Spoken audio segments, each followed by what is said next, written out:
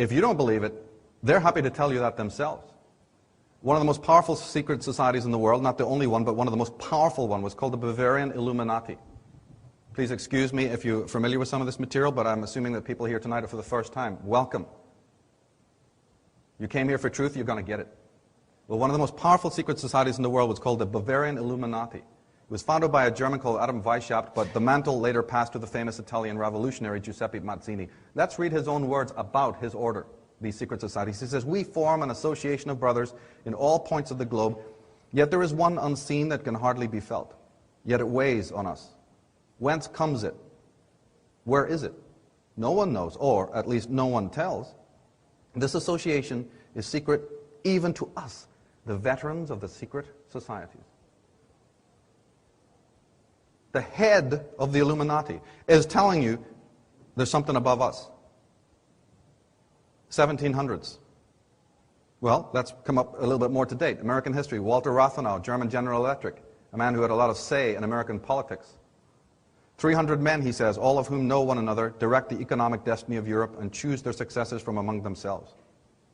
Joseph Kennedy, and he should know, said that 50 men have run America, and that's a high figure. Benjamin Disraeli, the first Jewish Prime Minister of England, who spent his life uncovering the network of subversive organizations, said the world is run by very different personages from what is imagined by those who are not behind the scenes. And your own Supreme Court Justice Felix Frankfurter, he said that the real rulers in Washington are invisible and exercise power from behind the scenes. Senator Inouye says that there exists a shadowy government with its own air force, its own navy, its own fundraising mechanism, and the ability to pursue its own ideals of the national interest, free from all checks and balances, and free from the law itself. Hell, they created the law. You think they're bound by it? Think again. You're bound by it. They'll kick your door in. But you can't even stop them from the atrocities they're perpetrating on the world. Not yet, anyway.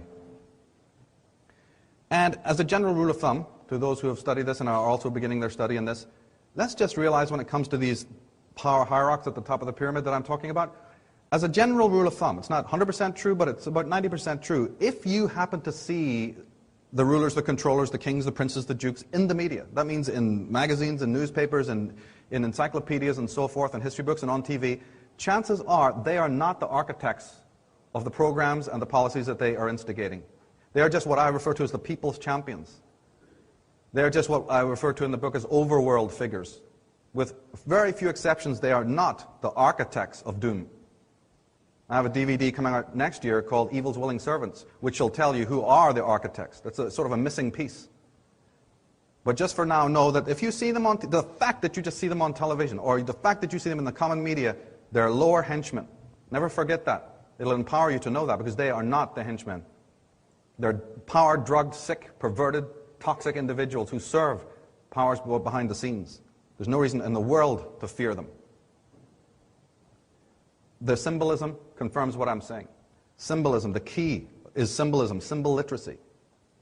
They may appear on paper, of course, as, at each other's throats, different parties, different networks, all appearing to have this faux democracy, this faux conflict.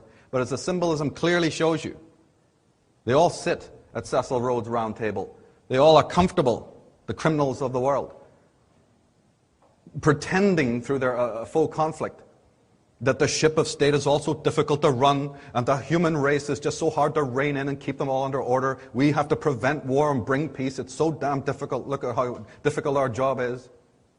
But whose table are they sitting around? What are the symbols telling you at the G7 summit? On paper, again, it appears to be a two-party system. Is it? They're happy to tell you actually it's not. They don't going to tell you that verbally, but they're certainly going to tell you in other ways by the symbolism that they use, which I hope that most people in this room are able to decode. But think of the mass of humanity who are not. Ancient symbols being used in modern context, all over the media, all over the world. Languages, words, symbols, that we need to be able to understand what they mean. Doesn't mean the symbol inherently is negative, but it ties in with the fact that they have obediences and allegiances. Not only are these individuals using ancient sacred symbols, but they are a one-party system. Whatever way the coin falls, they win. But more than just using sacred power symbols and whatnot. These individuals have hidden allegiances that you and I are not meant to know about. So what allegiances? Well, if I'm making a promise to you, but I've got my fingers crossed behind my back, how good is that promise? Well, these characters have very much got their fingers crossed behind their back. They have allegiances, all right, that come before their allegiance to humanity and to the world and to the professed stuff that they're talking about. Here's a perfect example. In Washington, D.C., the statue of George Washington. The whole story is shown to you here. Let's read it. George Washington, it says under the plinth, underneath the bust, Freemason and first president. Let's read it again. Freemason and first president. Now, I'm not even American. I'm actually from Belfast, but I take offense to that statement. Should it not be first president and Freemason? It should be, but they're telling you how the pecking order works. What comes first? And underneath you have the Masonic G.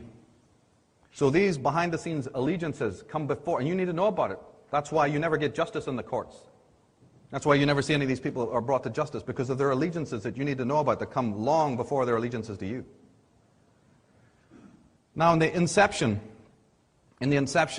let's not forget that your greatest enemy of this country wasn't the French, wasn't the Russians, wasn't the Outer Mongolians, wasn't the Iraqis, wasn't the Afghanis, wasn't the Arabs. Oh, guess what? Look it up in a history book. You tell me, who is your first enemy? England, Britain. Now, the British royals were not worried that force of arms had not secured America for them, right? Because basically they got their ass whipped 200 years ago. Don't let's get started with wondering what happened to America in the meantime to become so complacent. Let's leave that one aside. But armed force, they realized, was only one of many insidious strategies that the royals and their henchmen have used to undermine any rival. The Fabians were sent in as agents in the following years to do their work. Okay, they got plenty of other strategies. So President McKinley, Henry Ford, Howard Hughes, Charles Lindbergh Sr., Senator Joe McCarthy, and anyone else who knew what was happening were either politically or even physically assassinated. Now, who are these Fabians? They're a wing of the secret societies, and they believe in what's called the war of attrition. You should write that down, the war of attrition. It's very important. The Fabian Society, founded in 1883, played a catalytic role preaching the inevitability of gradualness in the movement towards a socialist society. Socialist is a secret society term, by the way, not a political term. We'll come to that later. Taking their name from the Roman warrior Fabius, who learned to wait patiently before striking a fatal blow against Hannibal. Hannibal is charging over mountains. Hannibal is plowing through jungles. He's hauling elephants across Asia Minor. He's busy crossing lakes. Well, Fabius is sitting whittling on a piece of wood, waiting patiently. Right? The spider in the web.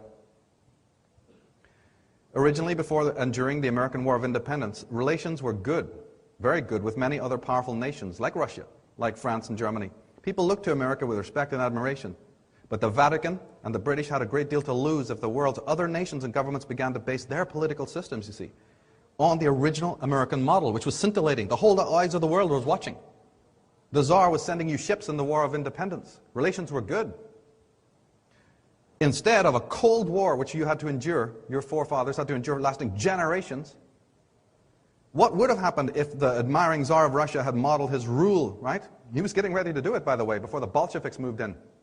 But what would have happened if he had totally based his rule on the American system? And what would have happened, may I ask, to Vatican-controlled South America had North America remained sovereign and solvent up here, right? All that mind control down there under the name of religion. What do you think would have happened down there to that country had America been a shining example? You think that the British and that the Vatican could, tolerate that? The American Democratic Party originally was called the Democratic Society. It's actually an offshoot of the Jacobin Club, or the Jacobin Society, which is nothing more than the Illuminati that we've been talking about. The Illuminati's main tentacle operating in the political domain is known in England as the Fabian Society. Their socialist, so-called progressive, but it's really a pseudo-progressive ideology is disseminated by the Democratic parties and their other left-wing interests.